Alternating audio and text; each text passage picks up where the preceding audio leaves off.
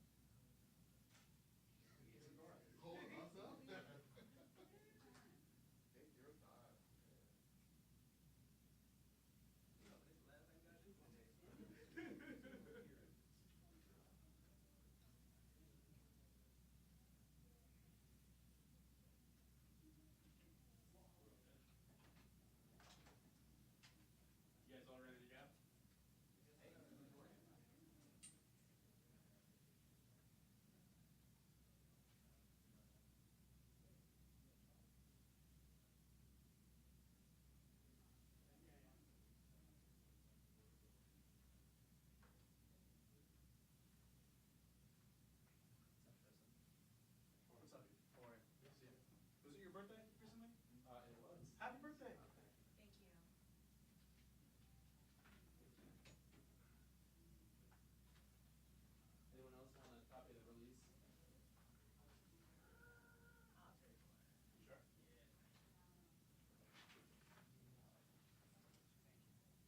No, no? Good. Yep. Ready to go?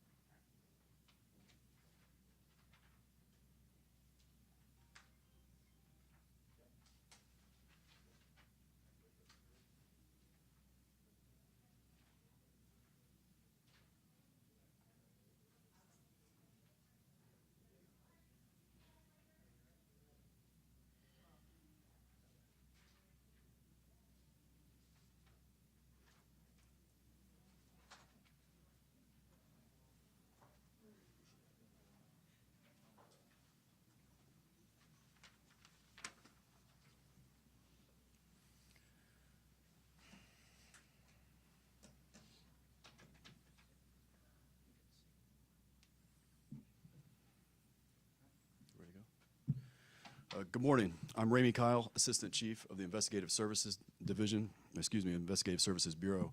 I'm joined today by Jody Lazarus, Deputy Chief of the Superior Court of the United States Attorney's Office, Commander Kevin Kentish of the Criminal Investigations Division, Lieutenant Nick Rizzi of the Sexual Assault Unit, also joined by Chris Clausen, Director of Advocacy for the Network for Victim Recovery of DC, and Tammy Hogan, the Director of Clinical Advocacy Services at the DC Rape Crisis Center.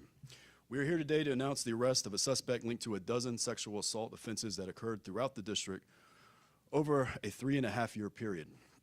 Since the first offense in June 2021, detectives of our Sexual Assault Unit have been diligently working to track down this suspect. The investigation intensified as the number of offenses increased over the last few months. Thanks to the dedication of our detectives, 35-year-old Yuwana Yubam was arrested on Wednesday morning. This arrest serves as a warning to anyone considering preying on our community. You will be found, you will be arrested, and you will face serious consequences. There is no place to hide for those who commit sexual assault in our city. For more information on these offenses and how the investigation progressed, I'll now turn it over to Lieutenant Nick Rizzi of the Sexual Assault Unit.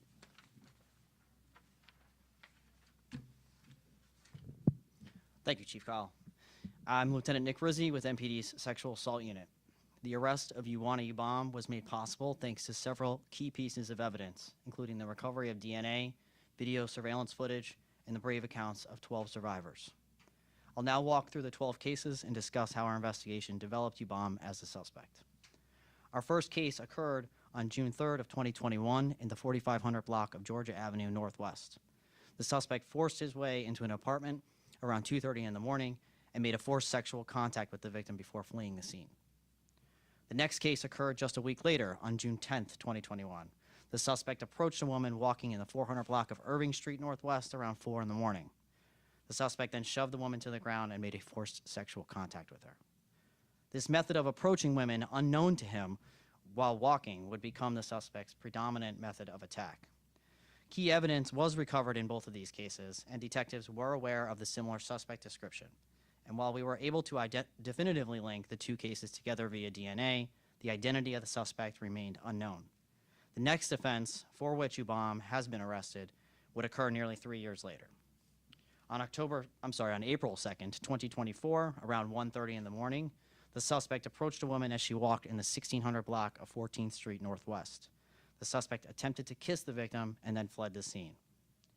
On May 21st of this year, around 2:30 in the morning, the suspect forced a sexual contact with a woman waiting for a ride in the 1600 block of Fuller Street Northwest. On May 27th of this year, around 4:30 in the morning, in the 1300 block of Montello Avenue on the northeast side, the suspect began to escalate, approaching the victim, who reported to MPD that she believed the suspect may have been armed.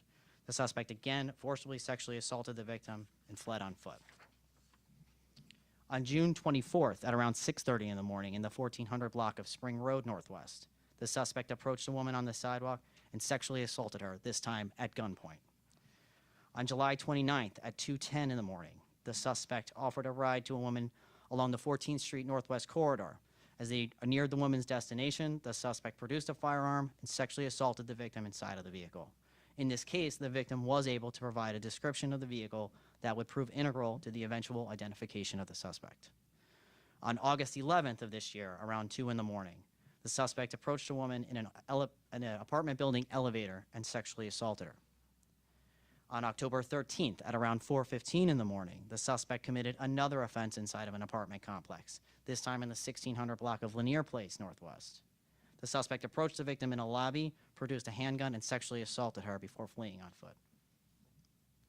On October 28th, shortly after 3:30 in the morning, the same suspect approached a woman walking in the 1700 block of 17th Street Northwest. The suspect ordered the victim into an alley, but thankfully she was able to escape. On November 1st, around 5 in the morning, the suspect approached the victim from behind in the 1400 block of Ogden Street Northwest. He then brandished a silver handgun, directed her into an alley where he made a forced sexual contact with her. The woman screamed for help, causing the suspect to flee. The final offense occurs 2 days later on November 3rd of this year at around 5 a.m. in the morning in the 4500 block of 15th Street Northwest. The suspect again forced a woman into an alley at gunpoint and performed a forcible sexual act. DNA evidence collected in some of the cases from earlier this year linked these offenses with the 2021 cases, but again, they did not reveal the identity of our suspect. Detectives were able to close in on Ubam after running through over 1,000 vehicle registrations, reviewing hours of video footage, and through the execution of search warrants to obtain cell tower data. At this time, Ubam is arrested for a first-degree sexual abuse while armed, assault with intent to commit first-degree sexual abuse while armed, assault with a dangerous weapon, 4 offenses of third-degree sexual abuse while armed, 2 offenses of third-degree sexual abuse, misdemeanor sexual abuse, as well as possession of an unregistered firearm and unregistered ammunition. This suspect's brazenness, and again, the fact that he approached these women who were unknown to him, lead us to believe that he may be connected to additional offenses, including offenses that could have occurred in the 3-year gap between the cases we just described. With that in mind, we're releasing his picture today to see if his image jogs anyone's memory. If anyone has any information about Uwana Ubam or any information about other cases, please call us at 202-727-9099 or text 50411. Thank you, and I'll turn it back over to Assistant Chief Ramey Kyle.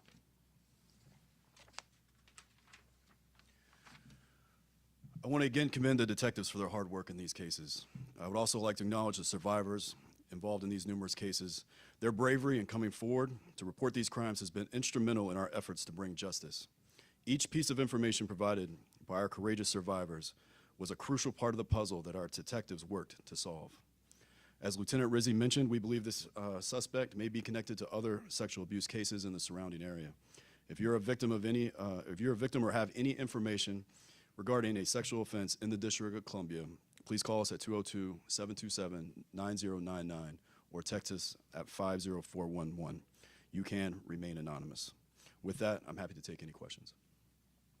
With the charges that he's facing, if he's convicted, how long are we looking for jail time? I think that's probably an answer for the United States Attorney's Office. So I can't speak to exactly the amount of time he's facing. I mean, each of these offenses, the first-degree sexual abuse is a very serious offense. Just to clarify, what they read were the charges he's been arrested for, and just so folks are aware from a process perspective, you may see some or all of these as charges today. When someone is arrested where there are multiple victims, we sometimes charge a subset of those initially, or sometimes even only one. We are not required to charge all of those to proceed with the case. And in order to actually formally charge someone, as you know, they'll have to later be indicted. And so that initial charging document, the complaint, does not always contain all the charges that someone will be facing. So he will be charged later today and go through court, but that may not contain all the charges that he'll eventually be facing, because he will have to be indicted by a grand jury. Does he have a prior history, and what will you be asking for bond, potentially so that he is not back out on the streets? So, you know, in the District of Columbia, there's not a cash bond system, so it is about whether we have a basis to ask for detention, which based on the charges here, we will have a basis to ask for detention. And so that will be up to the court to determine whether he will be held in jail. And his prior history, does that factor in? Whether or not someone has a prior history does factor in to whether or not the court will detain them. I can't speak right now about a prior history, but it will come up in court. Where was he living at this time for the past 3 years? Was he still in the local area? He was a resident of the District of Columbia in Northwest.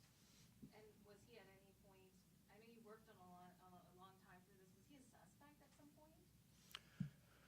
So during our investigation, within I would say the last couple weeks, we did develop him as a suspect, but we still had to piece together, you know, information. So each case had like a little bit of like a little puzzle piece that we used to kind of connect to the larger cases and bring all these to closure. So he was towards the last couple weeks, yes. Can I ask if he was a person of interest for the past 3 years? No, he was not. Was there anything, I understand all the pieces you put together to make this happen today. What was missing during that time? Was there anything missing that you wish had been there that would maybe help him come to justice faster? I think the biggest piece, we had DNA in some of the earlier cases, but his profile was not in the system to link it back to a definitive person. So as we knew, some of these cases were linked by DNA, we didn't have a name to link those to. So if, you know, that would have helped us out a lot, tremendously. And again, you know, a lot of these cases, you know, it comes down to, is there a camera there? Is there, you know, do we get lucky with some piece of information? And with this, we had a lot of little small things, and our detectives did just amazing work of taking all of these and kind of weaving them together and developing our suspect and bringing this really good case to closure. We're gonna take 2 more. Did he have like a specific thing, or something that was in common with all 12 of these people? Was there people he was targeting, or like is there something that linked them all other than him? Like is there something that he was targeting?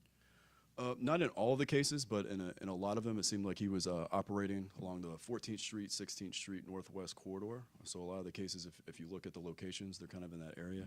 And again, not all of them, but a lot of the cases, the victims were either Hispanic or white females. Now, you found him, what is it that you hope for the victims who have had to recover and kind of deal with this? You know, that's a really good question. And I know this had to be awful, and I'm sure they're dealing with things right now.